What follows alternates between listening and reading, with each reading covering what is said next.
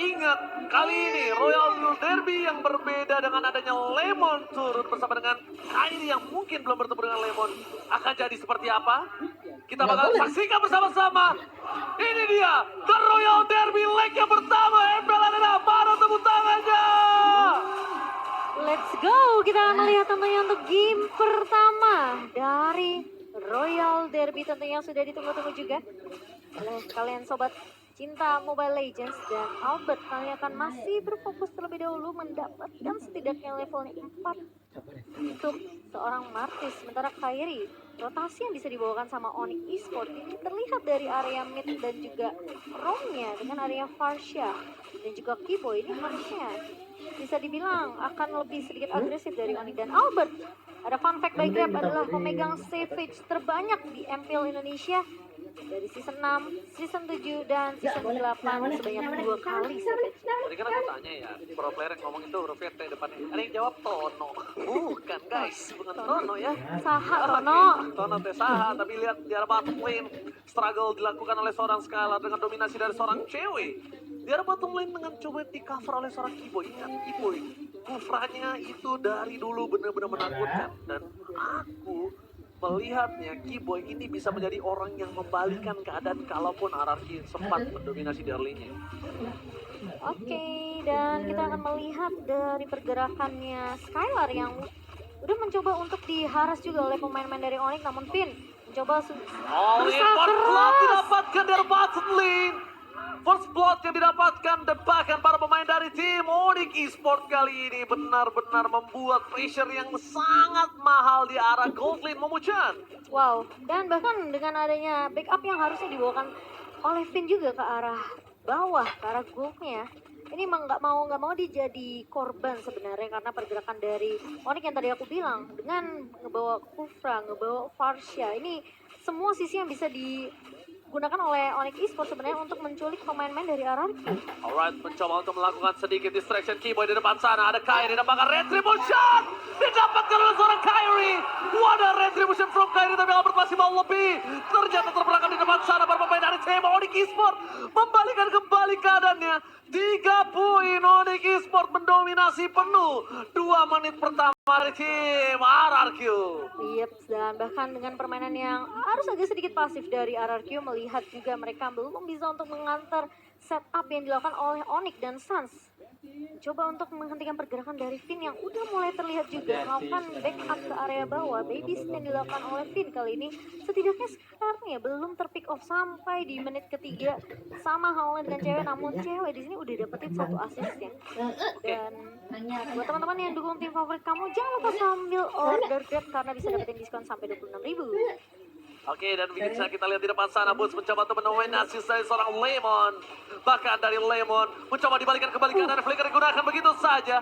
Vader Istrik membuat Lemon terkejut, terheran-heran adanya 2 player di arah top lane dan bahkan dari bottom lane. Kibo yang akan menjadi korban pertama dari tim RRQ.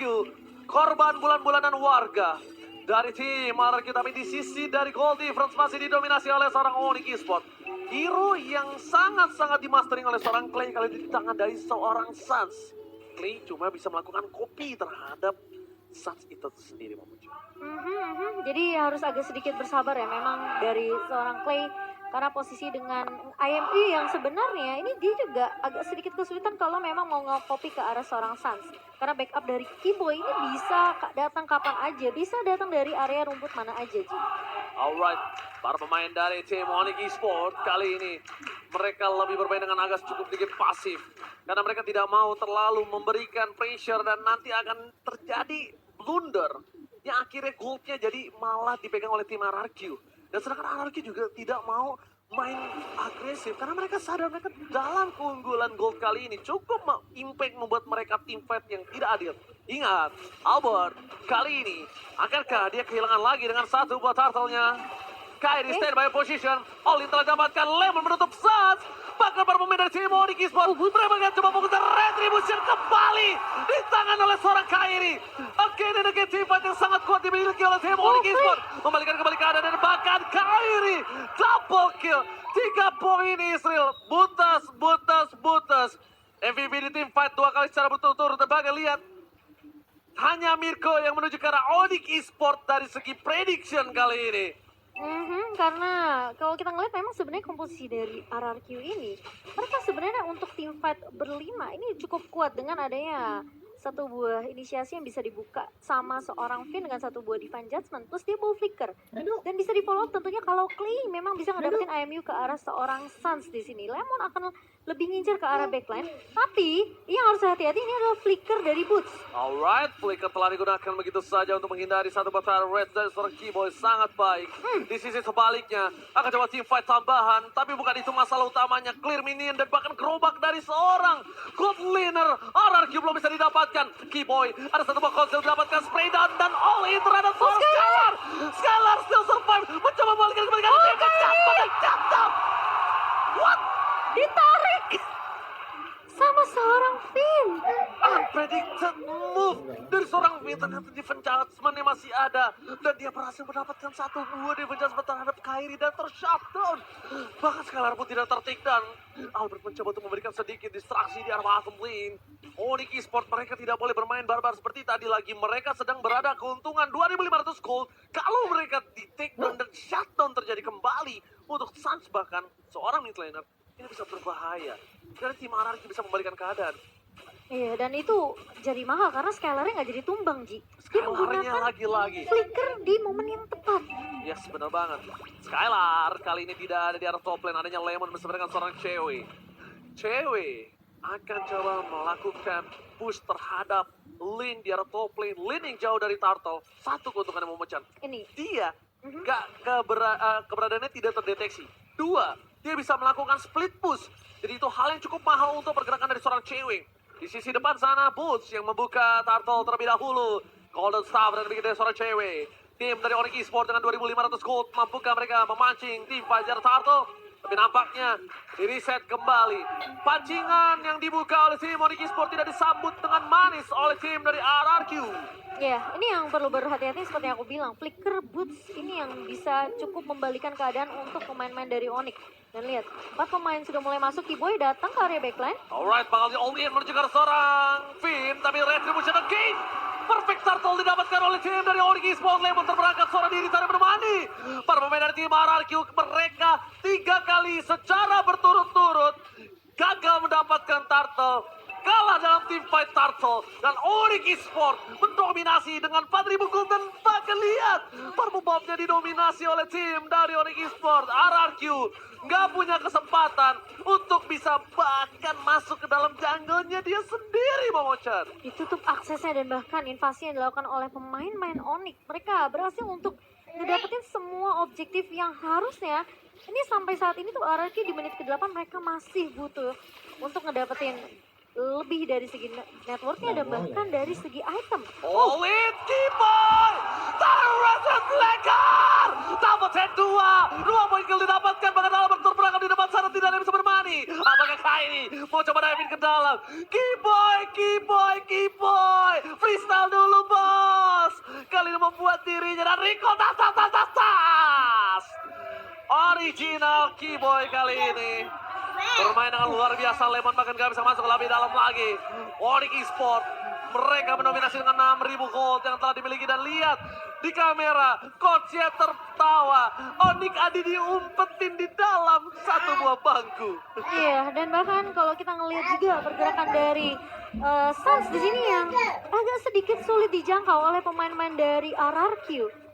Dan lagi-lagi, kalau kita ngomongin masalah flicker, inisiasi dari Onyx ini yang cukup perlu diwaspadai oleh pemain-pemain dari RRQ karena bisa datang dari Boots, bisa datang juga dari seorang Keyboy. Lagi-lagi mereka harus benar-benar memprediksi apa yang akan dilakukan sama Onyx selama beberapa step ke depan. Terlihat mungkin Keyboy yang jarang kelihatan di area mapnya, dan bahkan kalau kita ngelihat setiap rumputan yang dilewati sama RRQ ini mereka harus cek terlebih dahulu. Mereka nggak bisa asal lewat begitu saja. Dan bahkan dari RRQ mereka harus agak sedikit bersabar. Tentunya di menit yang ke-9 di mana 6.000 net worth perbedaan dari kedua belah tim. Di sini agak sedikit tertahan untuk dari segi item juga dari seorang Skylar. Blade of Despair bersama dengan ada satu buah Fury Hammer dan juga ada satu item attack penetration dari Malefic Roar. Sementara dari Cloud ini udah enak banget, dia udah dapetin Gigit-gigit baju. 2 item attack speed, Demon Hunter Sword, dan juga adanya Golden Staff. Dan Yes. mungkin dia bisa untuk mengarah juga ke arah Horizon Side. Dan bahkan kalau misalnya RRQ ingin merubah permainan yang sedang tidak mereka miliki saat ini, Nah ini yang aku bilang. ada satu hal, Momo-chan. Harus Finn yang ngebuka. Jangan sampai Kiboy lagi Dia yang ngebuka harus- tim fight terlebih dahulu. Tapi lihat tim pecah besar. Shutdown didapatkan. Kiboy dapetin 2 dan planting. Duet from cewek. Aduh, Skylar. Karena belakang membuat para pemain tim RRQ boro-boro dan double kill didapatkan. Albert versus Kyrie. Gak berhasil. cewek. Lemon versus everybody right. Flicker karena belakang mundur dan tidak bisa selamat. Tersisa seorang Albert. Ini bencana untuk tim RRQ. 4 pemain dari RRQ tumbang, tapi inisiasi yang tadi dibuka sama Finn, itu mereka udah bagus banget dapetin 1 pemain, namun sayangnya Onyx mereka peka akan terhadap inisiasi Divine Judgment yang dibuka sama Finn. Mereka langsung follow up, mereka langsung kasih efek sisi yang dimana Onyx ini udah pede banget dari segi team fight-nya. Mereka punya penalty zone dari Boots, mereka punya Sans juga, dan bahkan bisa dibilang cewek bisa masuk leluasa ke area backline-nya. Kan tidak ada yang menghentikannya dari pemain-pemain RRQ karena mereka berfokusnya untuk di area depannya. Wow, ini dia Kaiji. Dengan adanya Kairi, Hah? Kairi. Sorry, KDA-nya yang cukup tinggi, win rate 100% Momo-chan. Gimana menurut Momo-chan? Dengan Link tentunya. Ini salah satu hero yang kita tahu meskipun dibawa ke area late game dia masih memiliki damage yang begitu perih, yang begitu sakit dengan 1 buah endless battle through damage dari seorang Kairi di sini. Sama dengan Wind Talker. Dia punya penetration juga dari Malefic Road. Ini udah oke banget sebenarnya itemnya untuk Kairi di segi team fight-nya. Dan Right, Lord, lihat zoning out yang dilakukan oleh seorang Sans membuat Lord yang pertama Azan. bisa dapetin base turret. Ini Lord pertama Azan. loh. Lord yang masih unyu-unyu. soalnya mereka mungkin udah ngeliat ya dengan adanya inisiasi yang dibuka terus-terusan sama Onyx. Ketika punya flicker, Kiboy bisa maju dengan 1 buah Tyrant Rage juga dikombokan dengan flickernya. Boots ngebuka flicker plus penalty zone. Jadi pemain dari RRQ mereka main lebih hati-hati sekarang, lebih nungguin mungkin Finn kalau memang mau ngebuka dengan 1 buah Divine Nggak Judgment apa-apa dah kalau nggak atau boleh. dengan ada combo flicker juga dari Finn. Mereka harus peka sama perbedaan dari seorang cewek. Oke. Dan kalau misalnya mereka all in terhadap Sans, menurut aku ini agak cukup kurang wise. Kenapa? Karena Sans ini bisa ditutup dengan seorang Lemon. Ada baiknya mereka itu all in terhadap seorang cewek. Iya, itu yang Yang aku dari bilang. tadi memberikan damage DPS yang sangat-sangat tinggi. Walaupun dia belum dapetin point kill ya. Catatannya. Tapi dia yang dari tadi memberikan damage per second yang cukup banyak. Hingga Onyx Esports bisa dapetin 13 point kill. 6 assist, hampir 50% kill participation. Iya, dan apalagi kalau misalnya RRQ mereka posisi team fight-nya ini nempel satu sama lain, itu udah enak banget sebenarnya buat Boots untuk mengeluarkan penalty zone ya.